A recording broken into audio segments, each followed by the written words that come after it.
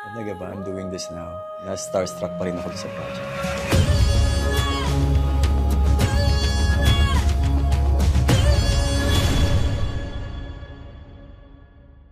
I'm very excited kasi parang very supportive yung production sa mga ideas na we come up with. Gusto namin lahat na mag-enjoy. Una-una yun lang. Kailangan ma-entertain yung aming audience. Makapanood sila with their families. Masaya-masaya na kami doon. Kailangan namin magbigay ng magandang show para sa mga tao. There's a lot of times when I'm about to do a take. Kasi siyempre, minsan logistics iniisip mo, you're ready to take, you're focused on the script. But then once you see the Sangres in their environment, it always reminds me of why I became a filmmaker. Dream come true siya, seeing yung mga heroes, yung mga ganyan, superheroes, and then fighting with the drama, ang ganda ng story. Expect nyo na lang, ang ganda ng story, promise. Hindi lang siya basta fantaserya.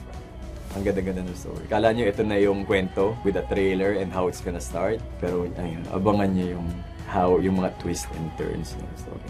The core group is still there. So, yung pagkaalam nila sa history ng Enka, nasa sa kanila pa rin talaga.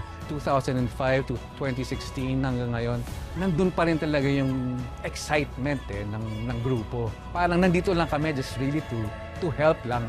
Dahil sa laki ng vision nila before, kasi as it is, the way it was written, the way it was created, ang laki ng Enka, ang laki-laki niya, di ba?